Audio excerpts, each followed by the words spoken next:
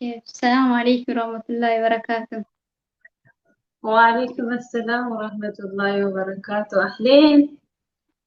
مرحبا نورا بقى نجان أختي. مرحبتين بقنا كان مقدر. هاي أكا وامي تكين كبجني استديو كني كيسة أرجمو كيسني مقادة وتوتا كياتي إسنجل تيفنا جلتوما. قالت الراحة فاسمس وان وفرتني قالت وما. هاي كا كرا هدو كأنك أبني دفنين تأصو هنترين درامي هردفتو تكوتين والبري afnaan eenyu eessatti dhalatte eessatti guddatte kan jedhu gabaabsiitiin hordoftoonni kiyyasiif haarawaa natti fakkaanne tarii namoonni haarawni jiraachuu danda'anii mee eenyu akka taate of ibsi nagisa dhaggeeffachuma. Ishi duraan dursuudhaaf carraa kana naa kennitee naaf yeroo guddaa galatoon siin jedha. Taansuudhaan egaa maqaan koo inni dhugaa akkuma beektan Iftuu jedhama. Maqaan Afnaan jedhu maqaa yuutuubiidhumaan baname yookiin immoo maqaan baay'ee jaalladhu waan ta'eef Afnaan yookiin Iftuun kan isin itti dhalattee guddattee Jimmaadha. Maashaallah. Achumatti dhalattee achumatti guddattee jechuudha. Jimmaan yeroo hin jedhu gaa Jimma ta'ee Jimma bal'oodha. Ofuma isiittiyyuu biyya tokko ni taati Jimma. Yaani An akka immoo mangistii bakka tokkotti mangistiin nan siin jedhu mangist sarraatanyaa jechuu kooti of tolchi. Yaani bakka baay'eetti hin guddadhe jechuun ni danda'ama. Bakka tokko qofaan. Baay'ee bareedaadha maashaallah. Hayyee ka intala mootii abbaa Jifaar har'a mana kootiitti argamtee jirti. Hedduu galatoomii. Hayyee har'a gaaffii akkuma si gaafadheetti waa'ee fuudhaaf heerumaa yeroo hin jedhu fakkeenyaaf an dhalattu arsii fi Jimma keessatti tokkoffaa irratti yoo fudhannu ta'ee dugdaaf garaadhaa. Haala gabbaraarraa yookaan gabbarri arsiitii fi gabbarri Jimmaa baay'ee akkuma beekamu dugdaaf garaadha. Akkasumas haala fuudhaaf heeruma keessattis haala fuudhaaf heerumaa akkasuma kennaa guyyaa intalaa kennanii fi akkasuma nyaata aadaa garaagaraa wanna tokko tokko walirraa baranne jenneeti kan dhufne. Hayaa mee haala fuudhaaf heerumaa naannoo keessanii Jimmaa irratti hundaa'uudhaan mee nuuf ibsi. Egaa ani beektuu aadaatis miti garuu osoo namni narra beeku sagantaa kanarratti dhiyaatee ibse baay'ee natti tola. Garuu ani hammuma dandeettii kootii gaa akkuma beekan mana eegan jedhani hammuma beekan mana eegan jedhama mitiire. Aadaan akka aadaa biyya keenyaatti fuudhaaf heerumni akkam yoo siin jedhu duraan dursee maatiitti ergama. Yeroo zamana keenyaan siin jedhaa jira gaa isa ammaa kana badaan beekurraa fagaatee jira. Maatiitti ergama. Maatiin ni gaafatama. Baay'ee maatiin gizee tokkicha ergameetii miti ni deddeebi'a maatiitti jechuudha jaarsi. Jaarsi abbaa mucaa abbaa gurbaa biraa kan ergamu.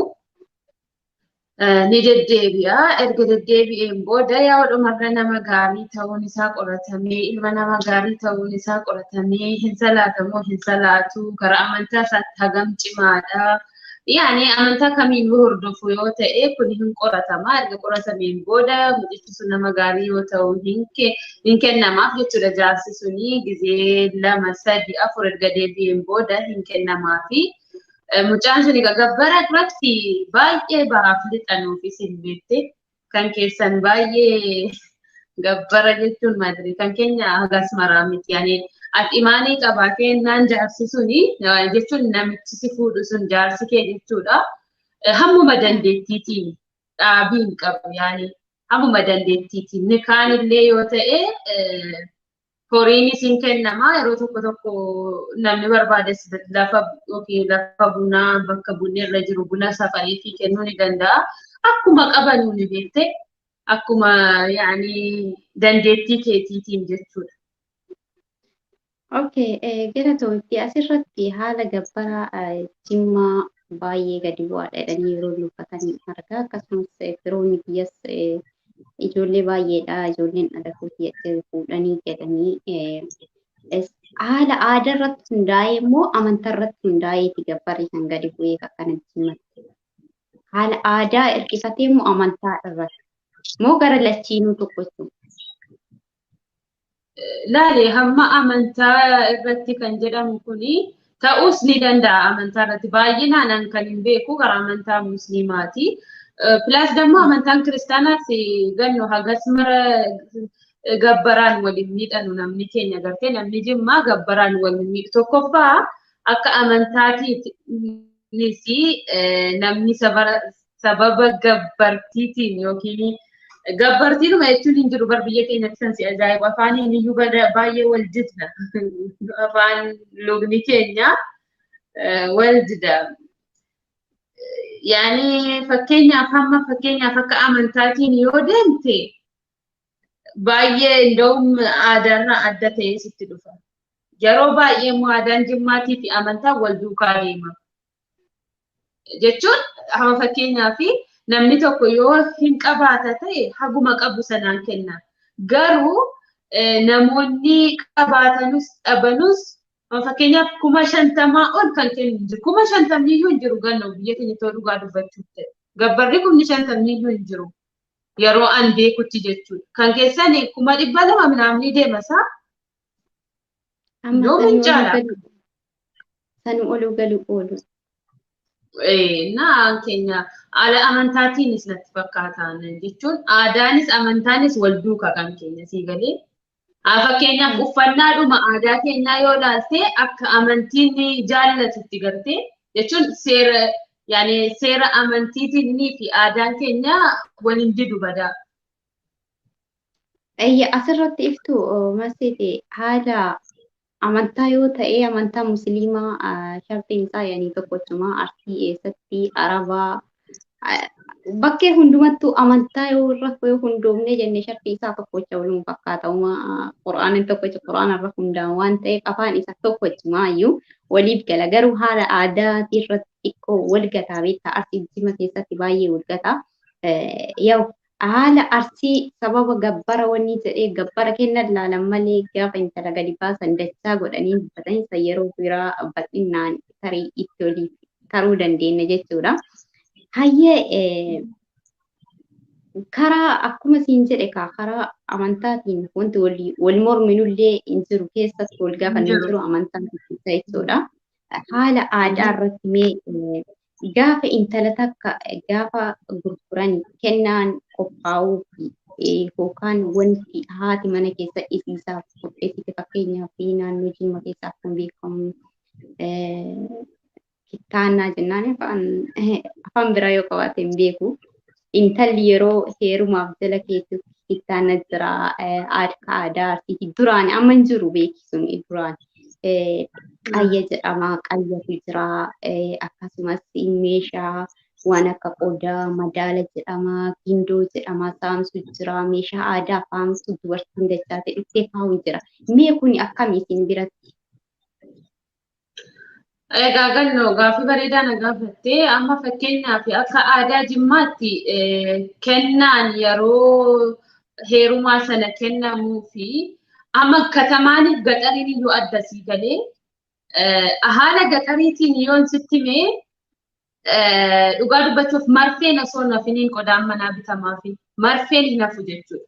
Duraan dursee gaafa Jimmaa qaamsisaa Jimmaa birrii jennaan jira gurguran jedhamu laan keenya akka gabaabinata innansitti immoo gurguruu kan jedhamu nu biratti bittaaf gurgurtaa wayii gabaa keessatti kan keenya kenna jedhama gaafa mucaan sun kennamtu akkam seete amni qabu warqis bituufii ni danda'a mucaa sana dirqamni immoo hin jiru beektee qodaan gaafa xiinisii gaafa siin hadha manaa baatu dhadhaan fakkeenyaaf dhadhaan hidhaan isaa hammana gaha gannulaa hammana gaha baay'ee guddaadha jechuudha.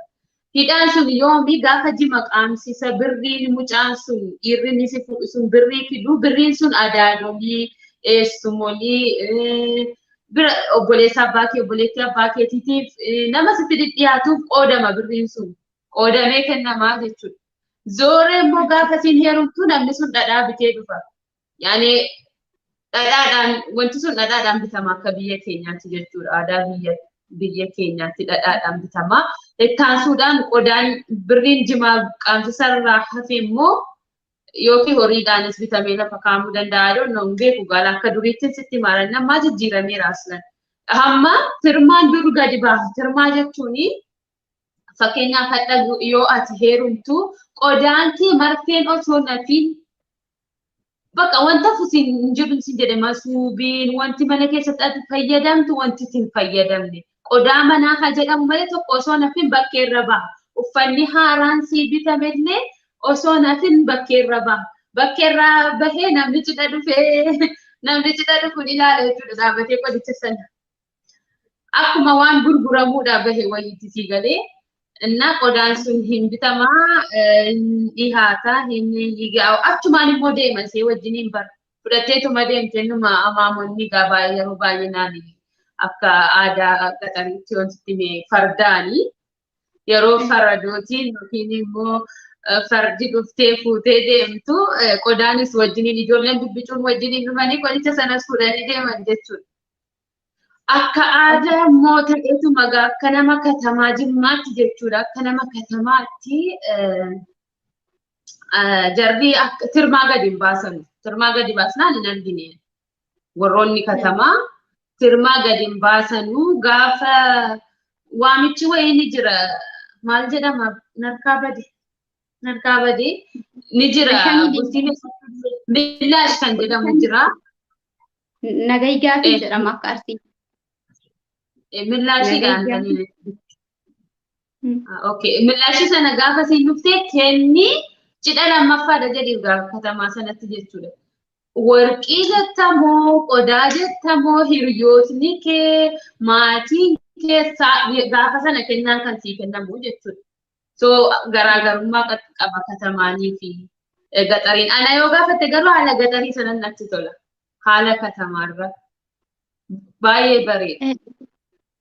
Baay'ee namatti tola hedduu galatoomiftu haala amma meeshaa yeroo intala baasan gadi yaasanii balbala irratti hamuummanni yookaan keessummoonni dhufe sun daawwataa jette sanirra wal fakkaata arsiillee akkasuma yeroo intala mushurraa baasuuf ani osoo mushurraa hin baaneen dura meeshaan tartiibamaa alatti gadi yaa'ee biiffee soofaan kaa gullichaan hafu beekika gullichaan hafu haxumaan hafu wanni hafu takkallee hin jiru barbaree shiroo jettamu bakka harcee jettamu kakuntaalaan jira jettamu kun hundi hin hafu warii jettamu geega'u dhadhaan jettamu dhadhaan kaalaal kaa madaala jedhama qorii jedhama kan inni qophaa'u jechuudha.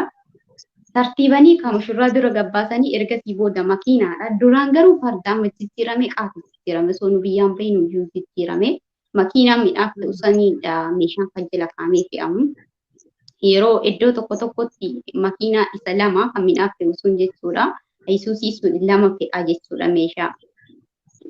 Kuuwwan kaa makiinaa akka hama uummataati akkasitti deema jechuudha. Bakka tana hodhuma fakkaata. Haala deebisaa 15 millaashii warroota kiristaanaa immoo islaamaatti kiristaana irratti dhagaa warroota amantaa kiristaanaatti irratti dhagaa millaashiidhaan jedhan isaan irra dhagaa. Akka afaan arsiititti nagayigaa fi jedhama bulii 15 booda fuudhanii mucittii galataniini bulii 15 booda buna sukkaara bitanii uffata haadhaa abbaa bitanii dhufan. Bunni sun ammoo ollaa qoodamaa akkasumas sukkaara wanti dhufe hundumtuuyyuu guyyaa gaafa 15 sanii hin qoodama jechuudha akka aadaa arsiititti. Egaa baay'ee namatti tola. Asirratti naannoo Jimmaatitti ammallee kittaannaan inuma jira jedhani. Hangam dhugaadha wanti kun arsii qaata babbadee isa kana mee akkamitti ilaalta? Egaa waa'ee cidhaa kanarraa kanatti jettu dhugaa dubbachuudhaaf millaashiin yeroo lama waamama beekte millaashiin yeroo lama dhaqama. Akkuma ati jette kennaan ni kennama haala gaxariitti yoo fudhadhee wasiila obboleessa abbaa kootiitii obboleessa haadha kootiitii obboleessa kootii kennaan kennamu ni jira dhufanii jilbarra kaa'anii jilba dhungatanii ba'u isa akkasii boodatti inni malee wanni akkanaa baay'eedha. Kan keenyas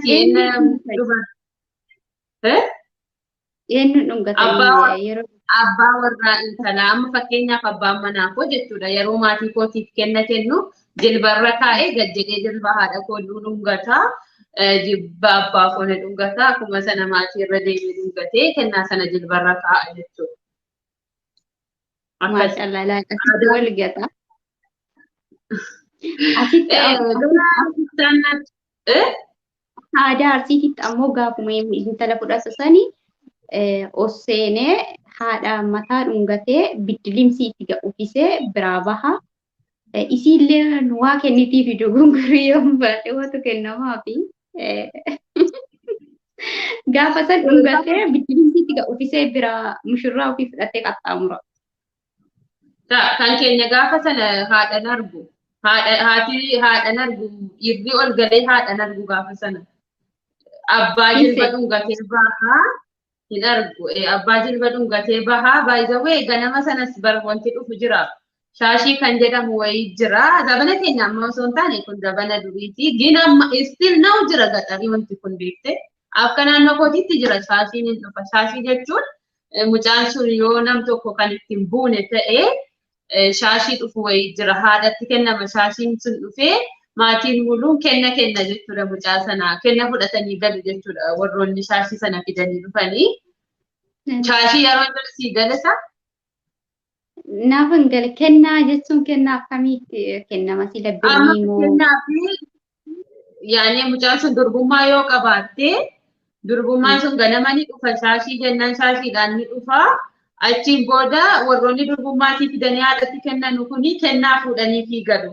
Fakkeenyaaf namni horii kennu, maatiin birrii kennu, mirindaa yookiin peepsii saaphanii tokko bitatee shaashii sana wajjin geessee dhaqa.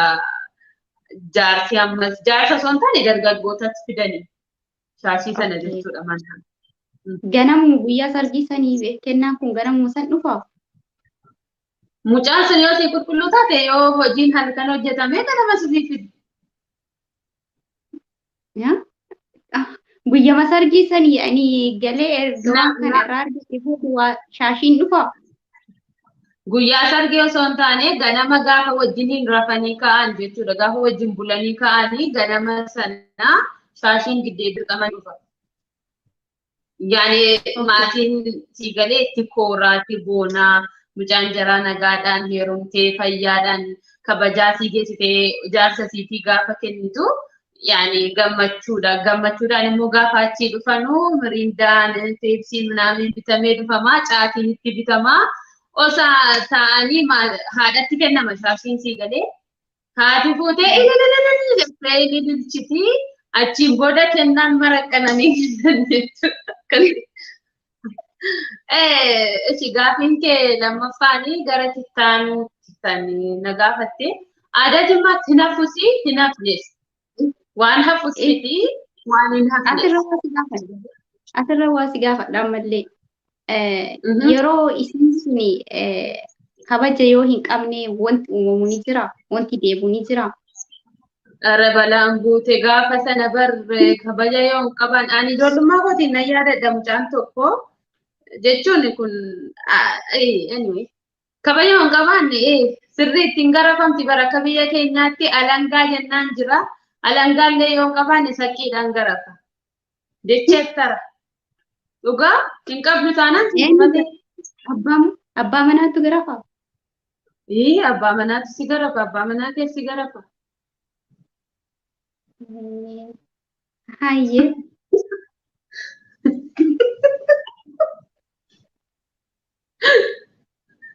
Haa wayinee jettee.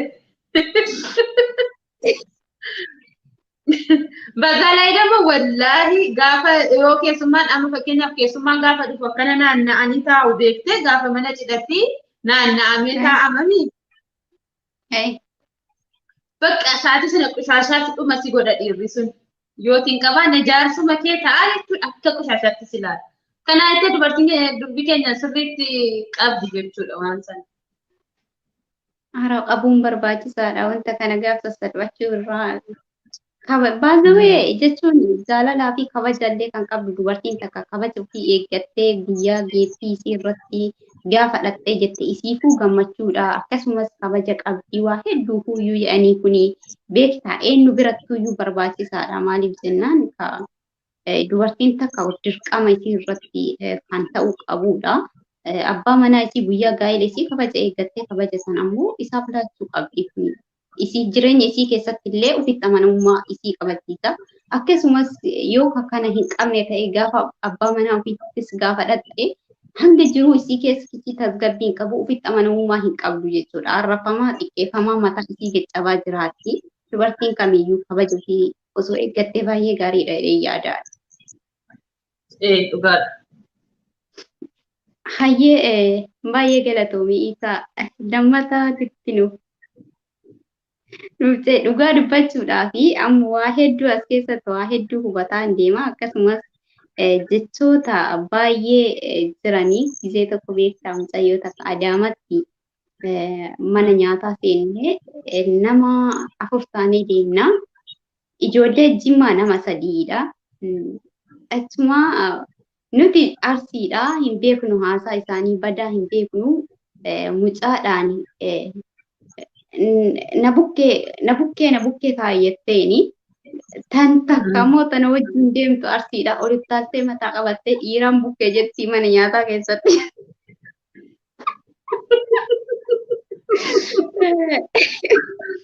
Jechuun afaan bukkee jedhamu akka Arsiititti baay'ee qaaniidha. Dhiirota ilmoo argachuu hin dandeenyedha kan jecha akkasii kan jedhamu yeroo baay'ee jechuudha. Baay'ee jecha bokkataadha akka Arsii kennaatitti. Kana faxuu jira akkasumallee maal jecha wayillee jettee jirti. Sana booda mucattiin wajjin deemtu saalfattee baay'ee jiraattu baadiyyaati miskiina. Yani mataa keessa gadhaamaa jiraatti safu jedhanii wanti hundumtus yoo isiin dubbatu safu waan jedhaniif san bakka gurri isii duudeera waan ta'eef nyaata nu qopheeffannee gadhiiftee hirkaatee nu biraa lixxe. Saalfattee jechuudha. Kan bira jirtu jimmittiin ofirraa firii taatee haasofte haasaa isaanii waan ta'eef wanti siqaanaa hin jiru. Haasaa jirti isiin. Akka keenyaa jechuun bukkee jechuun amma fakkeenyaaf kun bukkeedha. Fakkeenyaaf bukkee jechuun wanti bira jiru wanti addaa lakkee jiru gartee. Bukkeen sana akka keessanitti immoo yoo fudhanne saalfii nama saalfachiisa dhugaa dubbachuuf. Ittaan suudhaan immoo ammas kan keessan gurgurtaa jettu kennuun jedhamu fakkeenyaaf jechuma ammaati jettee kaate keessatti duraan dubbanne dabarsine gaafa gurguran maatiin jette gaafa gurguran si gurguran maatiin keessa jette dubbii tokko si fasasuu dandeessi. Ani akka kootti gaddoon seeraan naaf gaafatamtu akkamitti na gurguratanii jedhee kan si qabsiisuu hin danda'a. Akka Jimmaatitti jechuun meeshaa dhugaa dubbachuudhaaf garuu Oromiyaa keessa jirra. Oromiyaa walitti qabamnee garuu ammoo aadaa afaan walii hin beeknu amma yoo baay'ee nu hafa jechuudha. Afaan nuti dubbannu kaati dubbatu na bira qaanii kan dubbadhu si bira qaanii dhugaa dubbachuudhaaf hedduu baraan jiraanillee waan jecha kana waa hedduun dhagaye keessatti beektaa gaafa sanii deebiillee ijoollee dhalatu Jimmaa kan ijoolleen teenya fuutetu jira. Yeroo haasa'anii hedduu takka yeroo dhageeffadhu ani itti kolfas saalfadha garuu isiin haasofti. Ijoolleen naannoo Arsii ammoo hangan baranii maal jedhaa jirti saalfattu tun taqaaraa nyaate tun baala nyaate bakka akkana jira beektaa. Kanaafuyyuu walitti dhufnee aadaa walii ol barsiisuu fi jechoota yeroo dubbatan itti nama qaanessuu fi jechoota yeroo dubbatan itti nama qaanessine amma fakkeenya waa hedduu walirraa barannee jirra osoo haasofnu. Hayyee mee wanti itti nuuf wanti biraa wanti dubbachuu itti fuftee itti nuuf qaxxaluu dandeessu ta'ee dubbachuu feetu ni jira gabaabsineetumaan. Ishiga guddaa galatoomii amma fakkeenyaaf gara afaanii yoo fudhanne gannu Harargee ta'ee Arsii ta'ee hin beeku dubartii tokko deesse jenna nu gaafa isheen ulfooftee deessu deesse jenna Oromiyaa kutaa 11 keessaa bakka ta'etti Arsii yookiin Harargee ta'a dhalte jedhu. Dhalte jechuun immoo akka biyya keenyaatti horiidhaaf fayyadamna malee namaaf hin fayyadamnu jechuudha. Ishi dhale yookaan dhalte tajaajila. Dhalee ka jennu warii dhalee fayyadamna fakkeenya waa akka walitti dhaltee fayyadamna dubartii ammoo deessee jirti yookaan lama taate jedhama akka Arsiititti. Eessa irree gaanii dhaltee jedhamu dhaltee warri kee dhaltee warra keelee akkas jedhama. Kutaa biraa yoo ta'e malee arsii dhaltee horiidhaaf dhalee dhaltee horii fayyadamu hoolataa fi horii dhale jedhanii ni walitti dhalti jedhanii akkas fayyadamanii deessee jirti yookaan hiikamte yookaan lama taate jedhan dubartiin takka yoo deesse jechuudha. Dhalte garuu anillee dhagahee jira naannoo kam akka ta'e garuu hin beeku. Okay. Wanti dabalu yoo jiraate egaa guddaa galatoomii duraan dursuudhaan ittaan suudhaan immoo waa'ee kittaanaa irratti kaastee turte bal'inaan hin dubbanne waan sana irratti.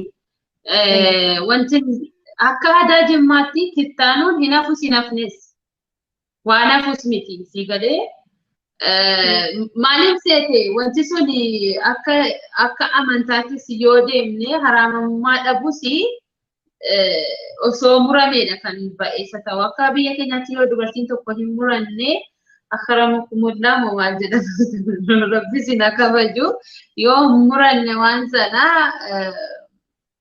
qodaa caccabsiti jedhama. Akkuma sana immoo namaanis hin bultu jedhama dhugaadha bar namaanis hin bultu qodaa caccabsiti qodaan tokko sakkattamnaan kalasati ammallee hin kittaanamne jedhama. Dubartiin tokko akka biyya keenyaatti dirqamanii kittaanamti. Kittaanamaas jiru hin hafus jechuudha. Aadaadhas immoo kun waan hafus miti. Ani kun arsiitti baay'ina ajaa'iba bari muran yaani hin kittaanamnu ijoolleen jettu. Ayi ulfaata barmaan kanarraa dubbatu. Dhugaa dubbachuuf jechuun akka arsiititti duraan ni jira. Amma obboleewwan koo shamaraa namni lama kittaanamanii jiranii. Warroonni gurguddaadha jechuudha. Nuti warra asaafne garuu hin kittaanamne.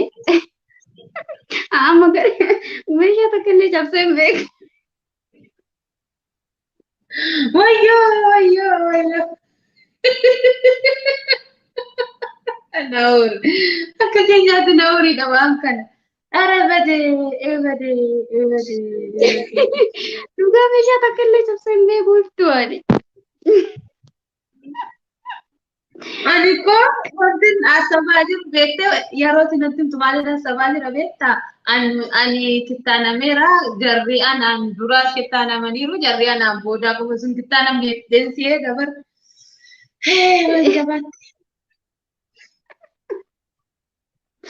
Dhugaa jechuun garuu bakka kittaanamuu dhiisuun gaafa ilmoo argattuuf si gargaara jedhani. Yaani amma dhiironni naannoo keenyaa hin barbaadaniyyuu maaliif dubartiin yeroo kittaanamte faayidaa hin qabdu hirriba baay'attii jiranii. Kun dogongora mirgi keenya nu fayyadamu ganna.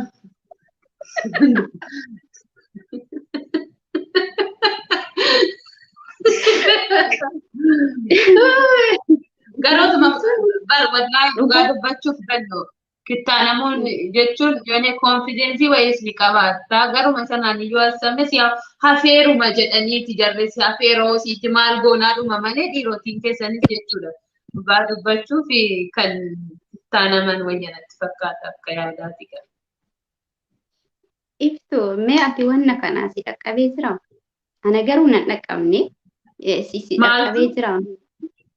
Maal? Kittaanna. Xiqqeenya maal? Of course an kittaanameera. Unkaana naamiti kan naagadi obbolaan kun kittaanamanii jiran jechuun dhanna qabachuun hin hafuusin jedhe hin hafuusi gara fuulduraattis hin hafu nu biratti. Waan ilaalaani amma ijoollee fakkeenyaaf namni tokko yoo maatiin giddiidhaan kan kittaansisu ta'e kasasuu ni danda'an. Gaafatamuus ni danda'an maatiin jechuudha. Yakka akka hammaatti akka zabanatti. Na yaadadha qotisootni koo jiran ijoolleen durbaa bicinaan kittaanamu akka biyya keenyaatti jechuudha. Bicina yeroon siin jedhu waggaa 9-10 akkanaatti kittaanamu. 11 baay'ate waan akkasiiti malee bicinaan kittaanamuuna baay'ee iyyan ijoollee namni lama jechuudha obbolaan kun mana keessatti kittaanamanii baay'ee iyyan. Innaa mucaan tokko gibirinaadha. Ani fiigeen bahe mana keessaa agartee yaani sitti dhagahama yeroo akkasiin yaadataa ani kanaan dura waan hin dabarsin hin beekaa kittaadhaan irratti jechuudha. Ijanii jennaan akkana deemaa ture gibrinichi duuba deebi'ee maal inni kurreen jedhe. Mootiin wal ilaalanii karaa kee irra deemin jedheen. Salluma inni karaa kee irra deemee maatiin warra mana keessaa ijoolleen wallolti maaltu si dhibeennaan gaafattan jedheen. Yaa abbaa koo jette iyyite mucaan. Deebi'ee dhufe gartee osoo gaafa sana ol garee kittaana ijoollee sanaatti baree qabsiisuus ni danda'a jechuudha. Rakkina qaba yaani gara kasasuus ni dandeessi ijoolleen. Garuu aadaa waan ta'eef akka amantaatiinis osoo muramee waan bareedaa ta'eef ani akka kootti dhiifama guddaa naa godhi ganna wanti sun hamman baraa dhufe malee najasa natti fakkaata wantichi. Jechuun yoo muranne najasa wayii natti fakkaata. Sorry yaani. Rakkoon qabu. Ifti asitti amma waan adda baafadhu qaba. Fakkeenyaaf akka aadaa arsiitti duraan kittaanaan gizee jiru sanitti ammoo daa'imummaan hin kittaananii gizee gurguruuf ka'anii cidha qabanii sargiin dhiyaatee jedhe kan gadi ciibsan. Kan gadi ciibsanii sana booddee achum qayya jedhama qayyisiisuu akkasuma kittaanaa kun ammoo yooma isii heerumaaf baate malee duraan akka fakkeenya isin biraatitti miti xiqqeenyarraa yeroo baay'ee ni dhagaa hiriyoota baay'ee wajjin ture ijoollee Jimmaa jechuudha xiqqeenyarraa kittaan namnee jedhanii yeroo dubbatan dhagaha. Wanti sun dhugamadha. Xiqqeenyarraa wallaayaan dhugaasitti muufii gizeen kittaanamuu qamisiyyuu anaaf likki kootti hodhameen beekutti ani baay'een tiniin jedha gartee. Tisheertii obboleessa koon uffadhaa, tisheertii faazariin uffadhaa, ofillee tinii jechuun xiqqeenyaan